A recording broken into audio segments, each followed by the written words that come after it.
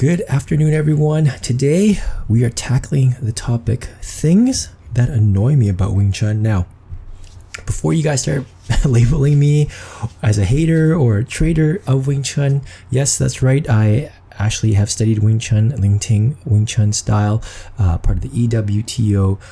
Not me, but my instructor was, and I've been studying that art since 1999.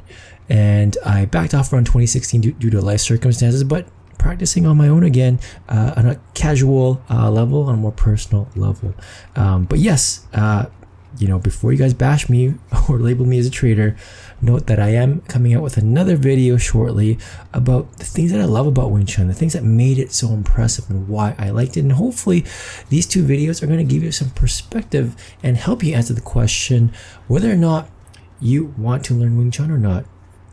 Also I want to add that my instructor, I've been very fortunate enough to have an instructor who encouraged critical thinking, encouraged questions, encouraged doubt, but going to figure it out. Okay, if you don't agree with this, what are you going to do about it, right? And at the same time, he was also very open about freedom of expression. I think there are a lot of instructors who are very protective of their art. They're very careful on how it's communicated by their students. And like I said, I was very fortunate enough to have an instructor who's like, hey, do what you want, say what you want.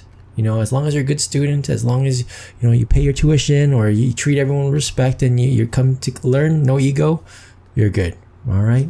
So with that said, let's get into it. I have about 4, 5, 6, 7, 8 things that annoy me about Wing Chun, and this is said in no particular order.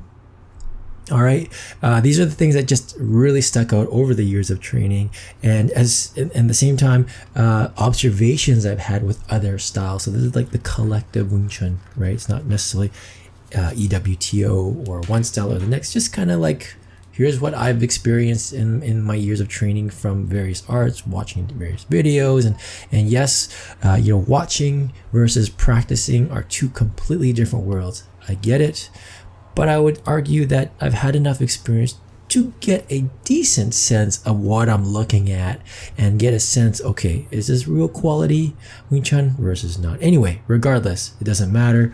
Let's get into it. All right, the first thing that annoys me about Wing Chun, and that is that the teaching curriculum is Chi Sao centric. It is primarily Chi Sao that you're doing it in class, right? Other than the forms, maybe some partner drills, but for the vast majority, 90%, 80% of your time is spent doing Chi Sao. And the curriculum that I learned, which was the WT one, it had this punch block type drill, Lat Sao, called Lat Sao, where it kind of broke away from Chi Sao, and you learn that for the first year, or depending how fast you progressed or so, few student levels, I think 5 student levels, and then after that you're introduced to Chi Sao, and then it's like Lat Sao is completely forgotten for the vast majority of the curriculum, and you're learning all the Chi Sao sections, you're learning the basic sticking hands, you learn the Buji Chi Sao sections, the wooden dummy Chi Sao sections, right? There's so much, but regardless of that curriculum, right, Chi Sao is like the heart and soul of Wing Chun, and unfortunately, that's all you're doing. Right, you're just Chi Saoing different partners, and you practice the drill over and over again, and it loses all the other things. What about sparring? What about practicing distance? And what about working with an uncooperative partner? Right, and these are things that it kind of forgets. It's like all of a sudden the measuring stick is Chi Sao, and I'm sorry, but the measuring stick of any fighting art is the ability to fight, or the ability to at least defend yourself. And I don't think it does that. I think it just gets so hyper focused on Chi Sao, and as a result, that's all you're doing, right? I mean, what about cardiovascular endurance, right? Something as simple as that. What about timing, accuracy, stamina? There's all these other things that you can definitely work on, and it just doesn't go there that often. And so that's definitely something that rubbed me the wrong way. Some days I'm just like, more Chi Sao, or it's kind of like, okay, enough. How do you really apply this? No one's going to come at you in this particular Chi Sao-esque or Wing Chun-esque way, okay? The next thing that really annoys me about Wing Chun is that it's political, and albeit a traditional kung fu art, but with it comes that, political side to it. People take it very personally. It's a moneymaker. There's organizations and teachers that have done very well for themselves, running various schools and built up a huge pool of students in various countries. And with that comes, greed, comes ego, and I don't know. There's just this foundation of my style is better than your style. And I did see this. Maybe this is not, I don't think this is just in Wing Chun, but maybe it's tied to that traditional aspect of it, right? And I've seen this in my previous life doing Shito-ryu karate. I did that for several years, and it was traditional Japanese karate. Like, everything was taught very traditional style, which I loved, and it was really structured and rigid, but it was cool because it was traditional. And mind you, it was my first real dive into martial arts. And so I didn't know any different, but then, it was more about our school or our style is better than this style and all that stuff. And you really see that in Wing Chun. I remember going on those forums or those message boards, and I stay away from all that stuff now. Everyone's like, this step is wrong, this stance is wrong, the weight on the back leg shouldn't be there, or it should be there, and this style is bad or that style is bad. So it just gets too much. And then, of course, the political side of it, especially in the EWTO, you've got people leaving the organization, bad-mouthing each other, or they're super close in the organization. As soon as they split apart, then they're bad-mouthing each other. It's like, whoa, this says a lot about you as a character when you guys start doing that. And it never felt right. Whereas, you go to a boxing gym, you go to an MMA gym, right? You just tell them, hey, I've been training jiu-jitsu at this place in town. Do you mind if I come and join and train? It's like, sure. That's it. It's just super friendly. And I will say that in all fairness to my instructor, I've seen that he has welcomed students that came from other organizations, albeit I believe they were from an EWTO heritage, even though my instructor is no longer part of the EWTO or AWTO, the American Wing Chun organization. And but it was cool just that, no egos, come on in, come learn and have fun. And you do see that in boxing, right? You see that, sure, come train, and you just hit the pads together, or come roll, in jiu-jitsu, right? You just see that. And I wish Wing Chun had more of that. I feel like on the surface, they'll welcome you, but then it's as soon as you cross hands, then everyone's they're all going too hard at each other, they're just eager to get that tag in. I don't even want to call it a hit, because never are hits. They're just a little bitch slap right here and there. A game of tag. So anyway, that was number 2. I do find it very political. The other thing that really bugs the crap out of me of Wing Chun is how much talking is involved. And theory. Don't get me wrong. I think the theory is actually a benefit of the style. I'll elaborate more in my other video, but boy, there were some days where I'm learning from the teacher of the day. Sometimes my instructor isn't available. I'll have another instructor there, or you see it in YouTube. You see this in other schools where we really like to talk, and I've been guilty of this too when I started out. You really fall in love with the concept of Wing Chun, and you really fall in love with the angles and the logic behind it and all of that. But there's just so much talking in the class. Like guys, let's train, right? You show me the move and I go practice it with my partner. And I try to figure it out. If I can't figure it out, then we work on it and we bring in the instructor or the instructors or the senior students to help us. But my gosh, I've been in classes where it's they show you the drill, they talk about it for 15 minutes, right? And mind you, there's a 3-hour class. You go do the exercise, literally 10 minutes. And remember, you got to do some for yourself, and you have to switch side and be the attacker, right? And all of a sudden it's okay, guys, come together. I need to talk to you about this. I'm like, holy crap. And then it's just all talking. There's a lot of theory. It's all talk. And sometimes I've noticed, and I see this in especially the YouTube videos, it's just it's an opportunity for them to show off their skills or practice their skills, and everyone just watches it. And I'm like, guys, I'm paying the school to learn. I'm not here to watch, right? And I don't know, I just think a lot of people just fall in love with the theory and they fall in love with the art. I'm sure they're obviously well-intentioned and they want to give you value, and they do it by way of theory. And I'm like, great, theory is great, but I need to make sure I can do this, right? And so there's a lot of talk. And speaking of the theory, one thing that really bugs me is this, right? The commonly touted logic of Wing Chun, how efficient it is. Like, the shortest distance between 2 points is a straight line, and that's why, that's all we're all about. Wing Chun is all about that. I'm like, okay, that's true. The statement itself is factual, but the element that it's forgetting is speed, right? And then they're like, well, if I don't need to wind up or do these wide hooks and stuff. I'm like, if you factor in speed, if your hook or a haymaker is faster than my straight punch, regardless of distance, the hook's gonna hurt, right? The hook is actually gonna hit faster first. And so they never address that. And that's the thing. We just fall in love with the theory, and there's that honeymoon phase that just never goes away, and they just keep talking about it. I'm like, okay, guys, but what about the speed element? Or like, take some time to think about it critically and address it during the class. Anyway, if you are going to talk about theory, address those things, right? Which leads me to the next thing that really annoys me at Wing Chun is that it becomes demonstration heavy.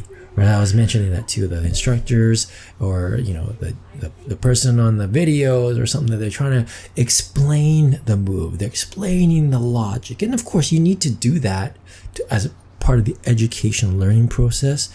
But there's a point where it's like, okay, let me go train. But then going back to the demo, what happens is people fall in love with how good they are, because they're doing the demos, and as a demo, you have a compliant partner, you have a partner that doesn't want to hurt you.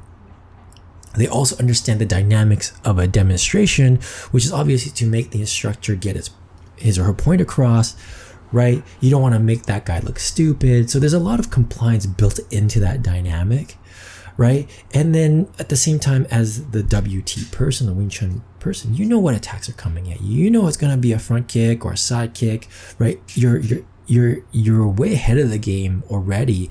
And so a lot of the stuff works from a demonstration point of view, right? When you combine those two factors.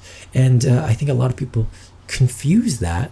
And I don't think it's their fault. I think they just believe it over time that this is a measure of their fighting ability. And again, I've been guilty of this, right? I believe my colleagues are guilty of this as well. And again, even if you turn it up, the stress, you turn up the speed, you turn up the pressure, the same dynamic is still there. You have a fairly compliant partner. They don't want to make you look bad, right? They want you to be able to do the drill that's intended to learn today. And on top of it, half of the battle is already won, because you as a defender already know what the attack is, right? The nervous system has to do only 50% of the work, right? Whereas if there's a full guy that you have no idea, left hook, right hook, front kick, left kick, and yes, theoretically we're taught that, you just crash in, you step and punch, you front kick and punch, right? Yes, but there are still angles and different types of attacks that can still penetrate through that, and you still need to use your eyes and the hand-eye coordination while closing the distance, right? And there's a lot more variability, which we can definitely tackle in a future video when it comes to that. But it becomes very demonstration heavy. We like doing demos. The instructors like doing demos, and then you're doing demos during the class, and open houses. It's all demos, and I'm like, oh, like, yeah, it's fun. It was great the first several years, but then after a while, it just hit me. I'm like, at the end of the day, this is just demonstrations, right? And you cannot confuse that for fighting skill. And I don't think people want to face that truth, or just think that, okay, if I really tell my student, no, really attack me, that somehow that makes up for it. It doesn't. Okay, because there's that foundation. There's like this implicit vibe, this energy in the room where the teacher and the student, there's a compliance there. Okay. All right, moving on. Which leads me to the next point. What really annoys me about Wing Chun is that there's fairly little sparring, if any, right? At least the curriculum that we're under, which is modeled off the EWTO, right? You learn the Chi Sao sections, you learn the Lat Sao sections, right? You learn the forms, you learn the weapons, and then you do like these partner drills where, you know, person A attacks a right hook or a straight punch or a kick or whatever. But it's not sparring. And I don't know if sparring was integrated more in a different, you know, back in the day in other lineages, or maybe you're in a school or know of a school that incorporates more sparring. But my belief is that the vast majority of Wing Chun schools out there goes back to Chi Sao, goes back to this Pak Sao punch type drill, and cooperative partner exercises rather than sparring. And how do I know this? Well, I remember talking to fellow colleagues, other Wing Chun style practitioners, even, you know, you go to the message boards or the forums back in the day, and the argument always was that, hey, this is self-defense. This is not a sport, right? You know, the sport, you guys have this mutual agreement to fight each other. You've got a coach on the side that pumps you up. You've been training. You've studied the other person's footage, and whereas a street fight, you just don't know, and anything can happen, and there's no rules, and you know, there's a cement ground and not an octagon and padded ground and whatever, right? And on top of it, the argument is also, well, sparring builds in bad habits, right?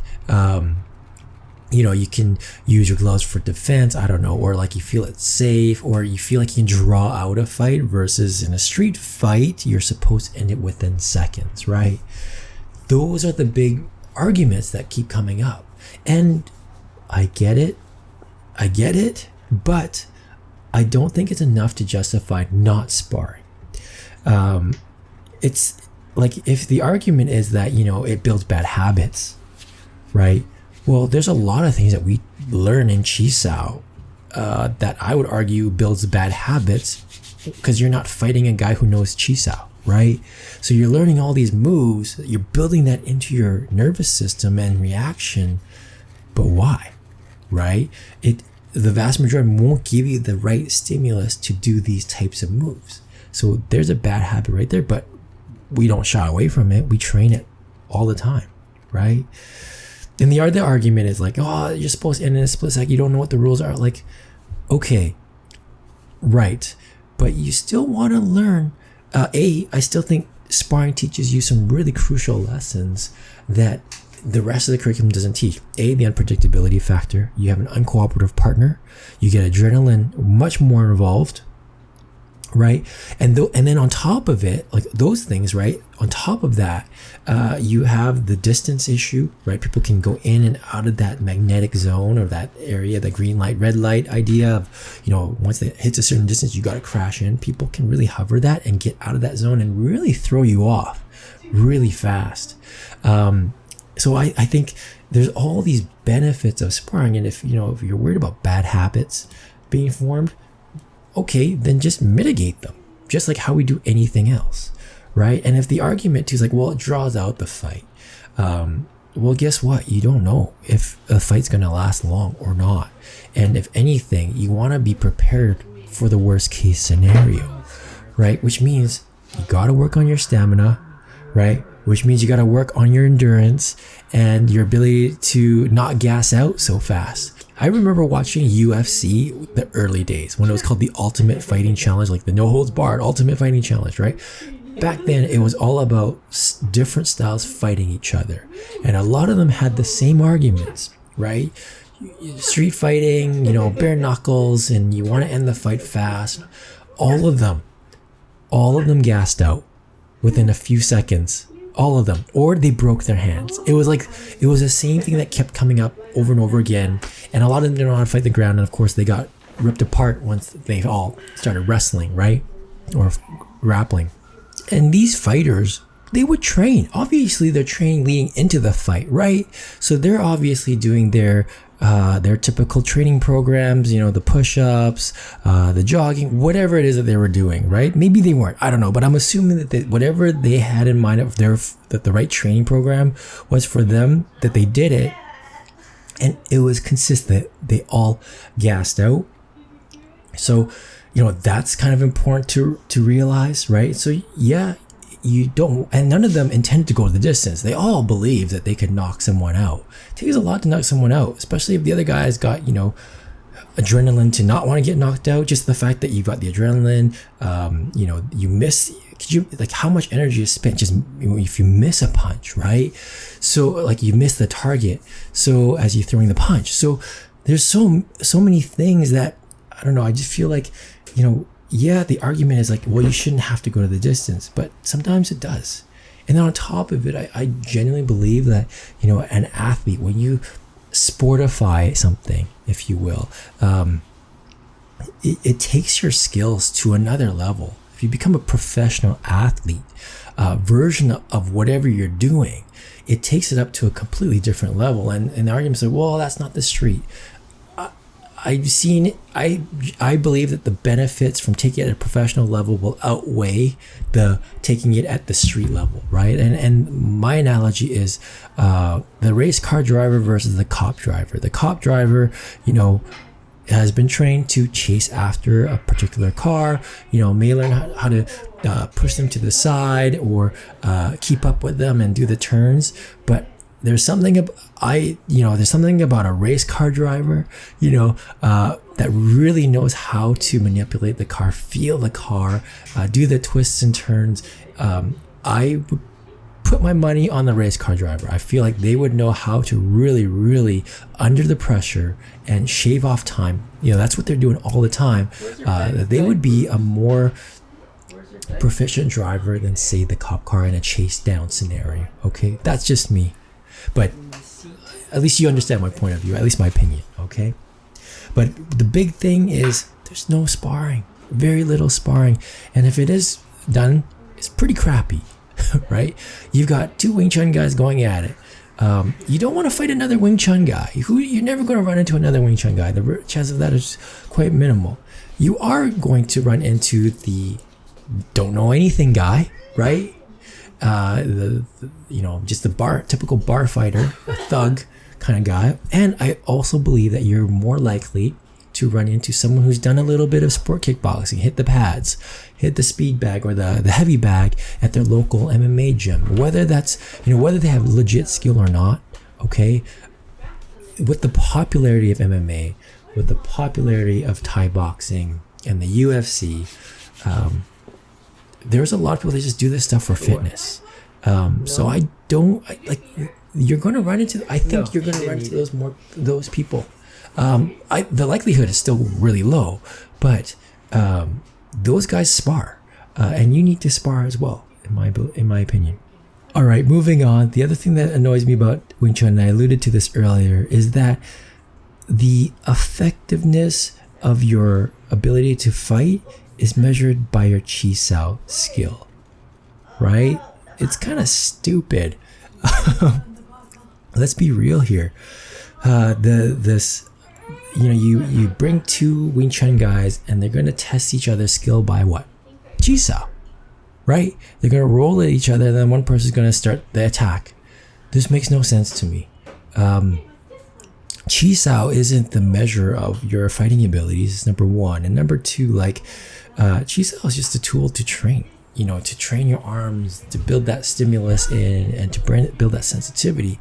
And my instructor, he mentioned this too. It's you only practice chi sao with your instructor, someone who's senior to you, where you learn from them, or to your students, right? Where you're teaching them, or to a partner where you guys are training together. That's it. If you're going to fight with it, it makes no sense. And I totally agree with that. But a lot of people do it, or they think that if they can chi sao better than the other guy, then that automatically equates to them being a better fighter, which again is not true, because for the reasons I mentioned, the unpredictability factor, no contact. You've got endurance. You've got people that can change the distance really quickly. There's all these other variables that Chi Sao doesn't bother looking at. And just a lot of these guys that quote unquote fight each other over Chi Sao, it always looks like crap, right? All the time. And they never really knock out hit. It's like point sparring, and not even as that is like just this touching game, this tag game of tag. It's kind of silly. It looks really stupid. But we all love to analyze the crap out of it and say, oh, well, this shows that this person's really good, don't we? All right. Feels good to get all these out of my chest. Okay. The next one, I've got two more for you. The next thing about Wing Chun, and this is not a big deal, but this is just, it was for me. I don't know. I like to look pretty, and that is Wing Chun looks kind of meh, right? It looks kind of boring. The forms look really weird.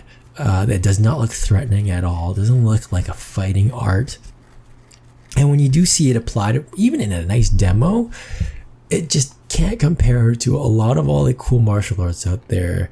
Your taekwondo, your karate, Thai box, they kick through bats and they kick through blocks of ice, or they do all these flip kicks, and then you got the wushu guys doing all these like flipping, jumping kicks and aerial maneuvers and the weapons, and Wing Chun doesn't have any of that. Right? All we have are our demos, and like, okay, if a person does this, I do this, and our how efficient the art is. And don't get me wrong, I saw the beauty in it. That's why I'm in it. But for when you're trying to show people, when you're trying to talk about it, and you introduce Wing Chun to an outsider or someone who doesn't really understand or get martial arts, it's really hard for them to really appreciate the quote unquote beauty. It's like seeing a furless cat, one of those. That's kind of what it feels like to me. But it just doesn't look great, and it's hard to make it look good. That said, I have seen a few demos where it does look actually really pretty. I might pull that up in my next video or in a future video. But yeah, it was something that bothered me. This is purely aesthetics, and anyway, not a big deal. All right, and the last thing that really annoys me about Wing Chun, and this is a huge criticism, I think, is that it just has not really kept up with the times. I think I really was drawn to WT Wing Chun because it really attempted to look at modernizing Wing Chun, right? Like it was standardized. It kind of introduced different styles of fighting, like attacks, right? And kind of had an explanation and a theory to deal with this type of stuff. It introduced that Lat Sao program, so it broke away from the traditional Chi Sao curriculum, at least attempted to. And WT, it flourished in Europe, and it was exposed to all these other martial art styles, your karate, wrestling, boxing, right? Because it's a lot more varied there. And it drew students from those disciplines, and people fell in love with it. So I was like, okay, well, that says a lot right then and there. It's been able to modernize itself to keep up with, the type of styles that were popular at the time, and show how it could work against that. And it created a wonderful organization, and a very, very successful one. But after that, after the 90s, and then the explosion of the UFC and MMA, I haven't seen anything really that's kept up with that. I think there's a few that's tried to incorporate some ground fighting and things like that, and I believe WT tried. They had the anti-grappling at one point. I don't hear much about that now, but I just don't see it keeping up with the MMA, right? The UFC. People are seeing what real fighting is like, what it takes to win, whether they're a practitioner or not. They're just a casual viewer, but there's something visceral about that, and you get it.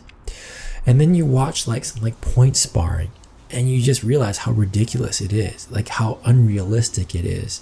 People pull their punches, and I've done point sparring before, and they're like, they come in, they do the punch, and then they pull back, and they all just walk away to their edge of the corner thinking they all got the point.